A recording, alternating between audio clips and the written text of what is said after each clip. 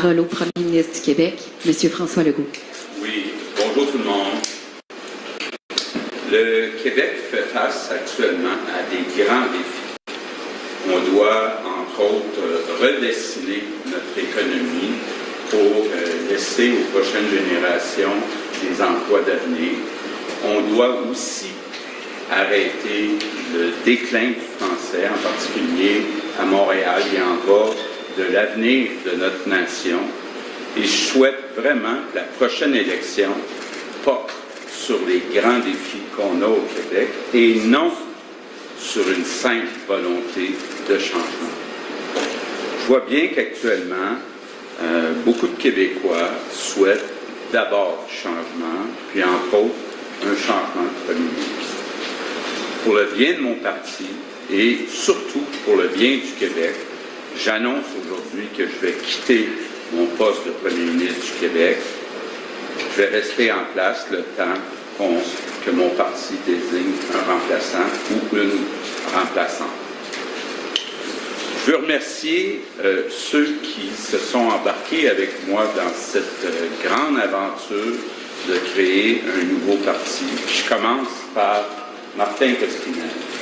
Martin et moi, on a formé un duo. Tous ceux qui ont travaillé avec nous savaient, pouvaient parler à un des deux, et que c'était vraiment un duo. Martin, c'est un homme d'une intelligence exceptionnelle. C'est quelqu'un qui a un jugement impeccable. C'est un être humain aussi. Je ne connais pas personne qui n'aime pas Martin Koskinen. Donc, évidemment, c'était un plaisir, Martin, de passer toutes ces années ensemble. C'est pas simple de former un parti. Il faut convaincre plein de gens qui ont une bonne job de prendre le risque d'une nouvelle organisation. J'ai eu la chance 2 fois de faire ça dans ma vie. Je l'ai fait en créant Transat, puis ensuite en créant la CAQ. Il n'y a rien de plus emballant, malgré toutes les difficultés que ça peut amener. Il n'y a rien de plus emballant que de créer dans la vie. Je veux aussi remercier beaucoup de personnes. Je vais sûrement en oublier, mais je veux remercier Brigitte, bien sûr, au parti, Stéphane, c'est le seul discours, c'est pas lui qui a écrit, Claude, l'adjointe de Martin, Lynn, Nicole, de mon bureau de comté, Pascal, Charles, Mario, Yves, Dominique, David, l'autre Martin, Guillaume, Annabelle, Evan, Manu, Catherine, Marie-Christine, Stavros, Émilie, Mathias et tous les autres. Là, j'ai nommé ceux qui sont peut-être plus en contact avec moi dans le quotidien. Je veux bien sûr aussi remercier tous ceux qui ont pris le risque de se présenter pour la CAQ. Je pense entre autres durant les premières années où c'était loin d'être gagné d'avance. Et une des plus belles réalisations qu'on a réussi, c'est faire de la CAQ une famille. Tout le monde, je suis toujours content de voir que beaucoup d'employés ou de députés sont devenus amis, se fréquentent les fins de semaine. C'est vraiment une belle famille et c'est quelque chose, c'est ça qui va me manquer le plus. Quand je pensais à cette annonce aujourd'hui, ce qui me fait le plus de peine, c'est de dire que dans quelques mois, je les verrai moins, disons. Évidemment, c'est beaucoup grâce à Martin qui a embauché, pas juste du monde compétent, mais du bon monde, comme on dit, et aussi beaucoup grâce à Isabelle. Parce que, vous savez, les journalistes le savent, quand j'allais me coucher pour être en forme le lendemain matin, Isabelle continuait le travail, parfois avec vous, parfois avec les députés, les ministres, les employés. Isabelle est amie avec tout le monde et elle a fait que la famille, que la CAQ, ça soit une belle famille. Évidemment aussi, la politique, c'est un sport extrême. Il y a des hauts, mais il y a aussi des bas. Isabelle a toujours été là pour m'épauler dans les moments plus difficiles. Merci, Isabelle. Merci aussi à mes deux garçons, mes deux petits gars, comme on les appelle. Ils ont eu parfois des remarques moins gentilles dans leur travail ou plutôt dans leurs études. J'aurais voulu leur épargner ça parce qu'on les aime tellement, ces petits gars.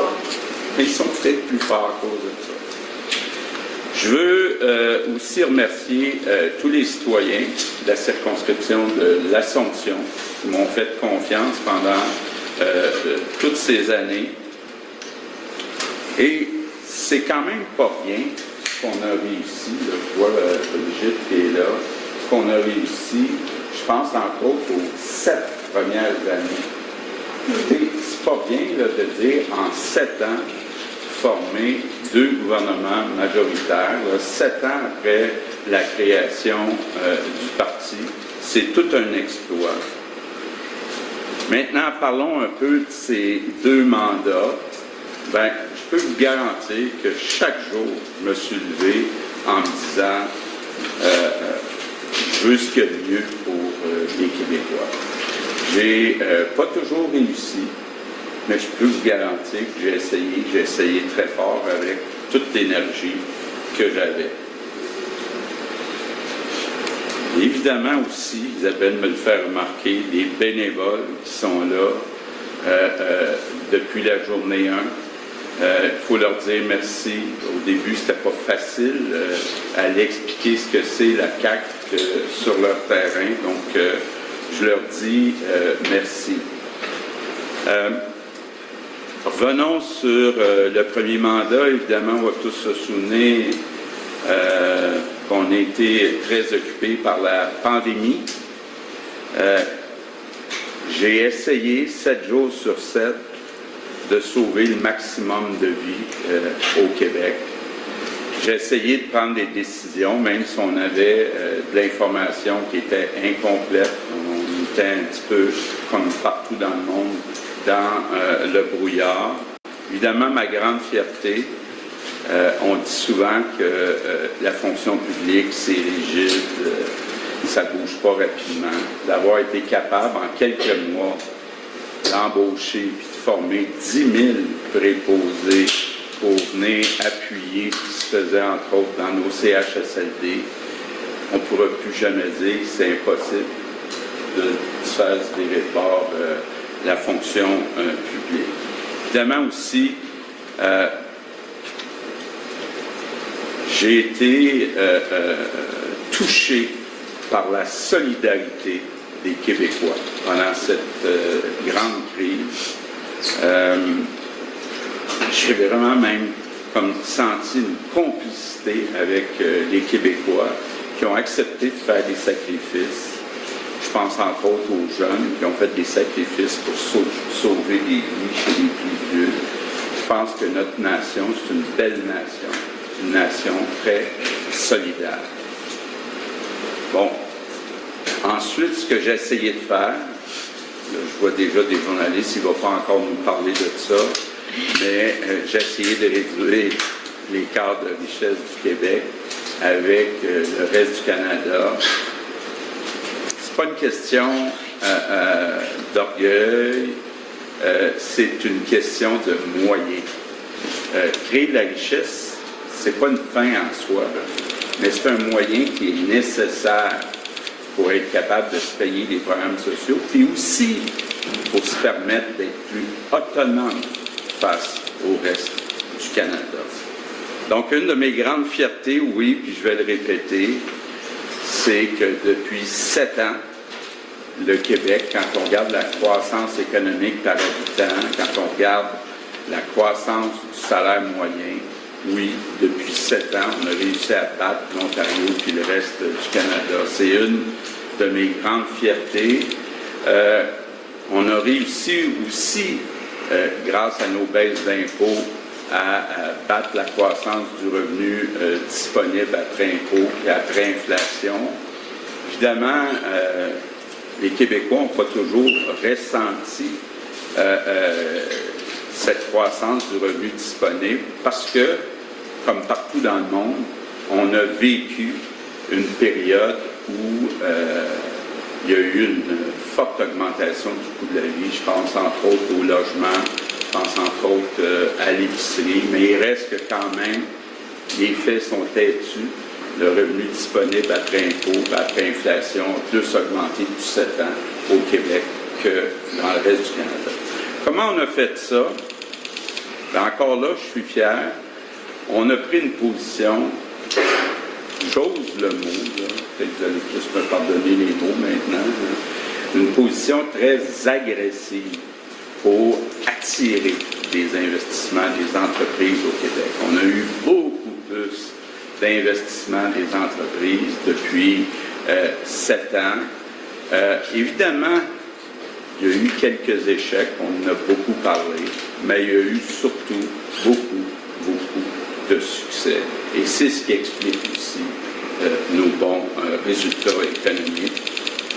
Ce que ça a fait aussi, c'est qu'en attirant tous ces investissements, on a pu utiliser les surplus d'électricité qu'il y avait chez Hydro-Québec. On a pu relancer les grands travaux chez Hydro-Québec. Ça va être très important pour les prochains mois, les prochaines années, parce que l'incertitude qui est amenée par Donald Trump amène beaucoup d'entreprises à mettre sur pause leurs investissements. Donc, c'est important de venir compenser. C'est important aussi, à moyen, à long terme, les prochaines générations vont profiter de ces grands travaux chez Hydro-Québec. Bon, évidemment, j'ai conclu une entente que je jugeais gagnant-gagnant, avec Martin d'ailleurs, avec Terre-Neuve, pour rehausser et renouveler Churchill Falls, mais aussi préparer le développement d'un nouveau projet, Gull Island. Bon, malheureusement, il y a eu une élection au cours des derniers mois. Le nouveau gouvernement de Terre-Neuve a jugé, dans le fond, que l'entente était trop avantageuse pour le Québec, mais je suis confiant qu'au cours des prochains mois, on va trouver une entente gagnant-gagnant, parce que c'est important pour le Québec, c'est important pour Terre-Neuve de profiter de cette immense possibilité. Je suis fier aussi du rattrapage qu'on a fait en santé, en éducation, en culture. Isabelle y est pour beaucoup pour la partie culture. Depuis 7 ans, je donne quelques chiffres. Je sais que mes conseillers me disent que je donne toujours trop de chiffres, mais bon, j'ai été élevé comme ça. Les budgets, depuis 7 ans, ont augmenté de 57 en santé, de 58 en éducation et de 61 en culture. C'est du jamais vu. Tout ça en seulement 7 ans. En santé, on a revu les salaires et les primes des infirmières, puis on a commencé aussi à remplacer les vieux CHSLD par des belles maisons des aînés où il y a plus d'espace, plus de lumière. On doit ça à nos aînés.